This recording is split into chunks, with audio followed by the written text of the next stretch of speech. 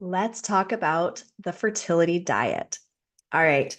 So I'm Dr. Miranda Naylor. I'm a board certified functional medicine doctor specializing in women's hormonal health and fertility. And today we're going to talk about the fertility diet. There is so much confusion out there about what to eat, what not to eat, especially when it comes to your fertility.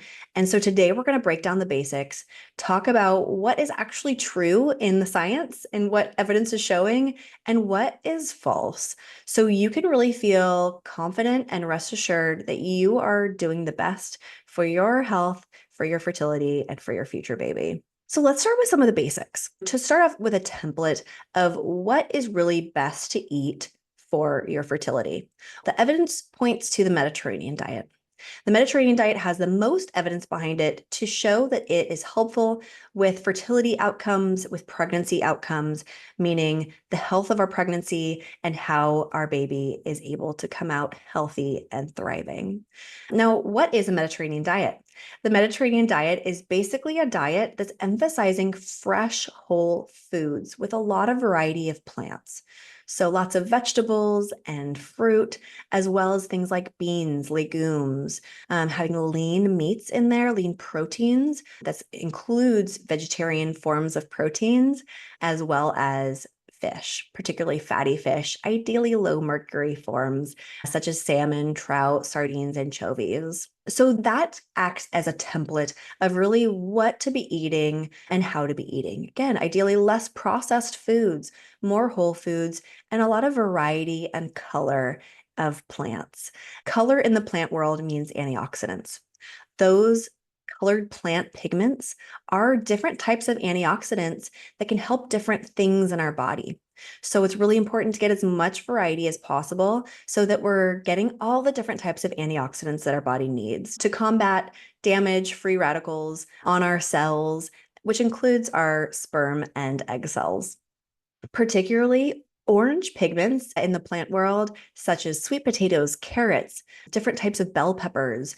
These are incredible for supporting our ovaries and sperm health. So those are great to emphasize as well. Dark leafy greens, beets, as well as nuts and seeds. All of these things are fantastic for your fertility. Let's talk a little bit about types of proteins. So I mentioned that getting a good amount of protein is important, and particularly having more lean meats, fresh fish, but also having plant forms of protein. Now, you definitely don't need to avoid animal sources of protein. Getting a mix is actually shown to be best. So this could include soy products. Soy is another one that has been villainized in certain communities, but getting non-GMO organic soy can be a great protein source, and having that mix of animal sources and plant sources of protein has really been shown to be the best. Animal protein can be a great source of iron, which is another a really important nutrient for our fertility. So having some red meat in the mix can be great. Again, ideally grass-fed, organic, really healthy, high-quality sources. Let's talk a little bit about organic. It can be important, an important aspect to try to have organic produce as much as possible. Pesticides are heavily used nowadays, and getting organic doesn't necessarily mean that it's completely perfect, but it can limit some of the pesticide exposure that could be on certain foods. I do recommend checking out the environmental working groups Clean 15 and Dirty Dozen. These are their lists of the most heavily sprayed foods, the foods that absorb the most pesticides. Those are the Dirty Dozen. And the Clean 15 are the produce that tend to be lowest in pesticide amounts. So you can make a really informed decision when you're at the grocery store of what you're choosing to get organic and what you're, not worrying about. So these lists change every year, but usually it's about the same theme that the thinner skinned fruits and vegetables, particularly things like berries and cherries, are more susceptible to pesticides and are better to get organic. Whereas the thicker skinned produce like avocados and bananas don't matter as much if you're getting it organic or not. So you can still make the choices that feel best for you, but those are some things to think about when you're trying to limit your pesticide intake. Now, what things should we be avoiding for our fertility? Again, this is a big one that some people overemphasize, in my opinion, such as avoiding gluten or dairy. For most people, you don't have to avoid gluten or dairy if you tolerate it well. The times that I might suggest avoiding them is if you have a specific intolerance or you're having a reaction to a certain food group, absolutely consider avoiding that or limiting it and working with your doctor on what the best route is for you for that. But otherwise, if you tolerate them well, then having whole grains, sprouted, soaked grains can be a healthful part of your diet. Dairy, particularly full fat dairy, can also actually be very supportive of your fertility. It's interesting in the research, it shows that low fat dairy, which was prioritized or seemed to be more health beneficial in the past, particularly in the 90s when I was growing up, it actually can impact your fertility negatively, having those low fat options, but having full fat dairy, like full fat yogurt and cheeses, can actually be supportive of your fertility. So you definitely don't need to steer away from those animal fats, that healthy dairy. Now, what we actually do need to avoid would be trans fats and processed industrial seed oils. That would include sunflower oil, safflower oil, canola oil, vegetable oil. These are inflammatory and are definitely going to negatively impact your overall health. And trans fats can be found in a lot of processed packaged foods, thinking Hostess cupcakes and things like that. Those are a big source of trans fats, as well as fast food, fried foods in general, but especially those heavily processed foods from fast food restaurants. Another thing to avoid or to be aware of and mindful about would be a lot of excess sugar.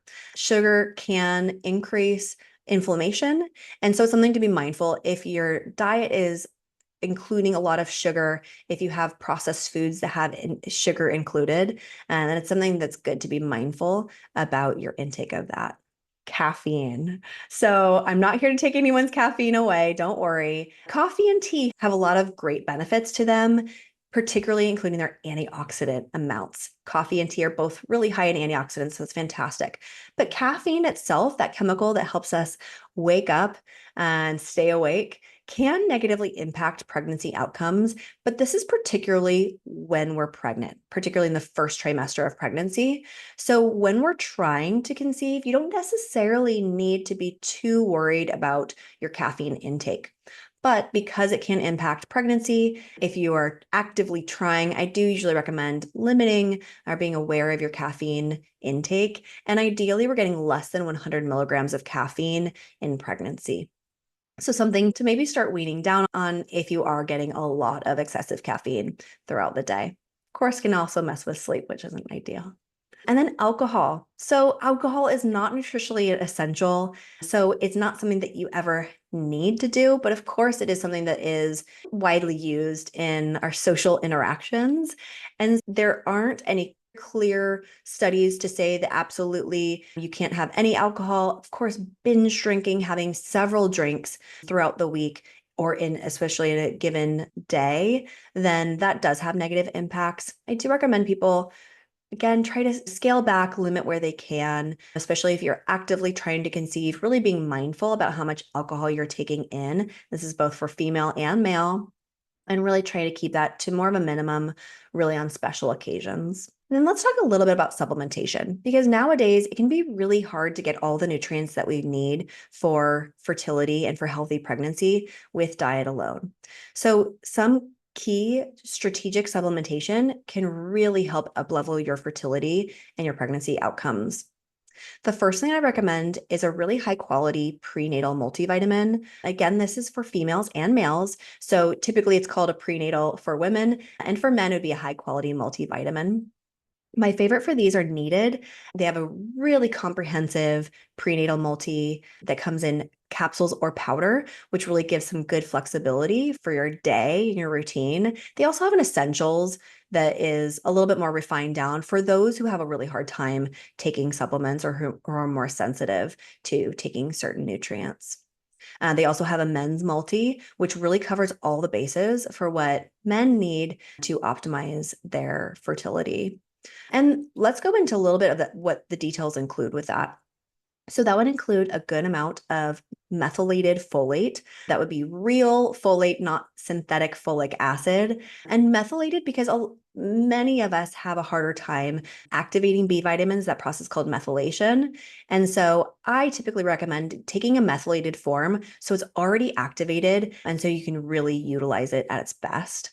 I'd also recommend a methyl B12 or methylcobalamin, which again, another really highly usable source of B12, which is also essential for our overall health and fertility. I recommend having a good source of B6.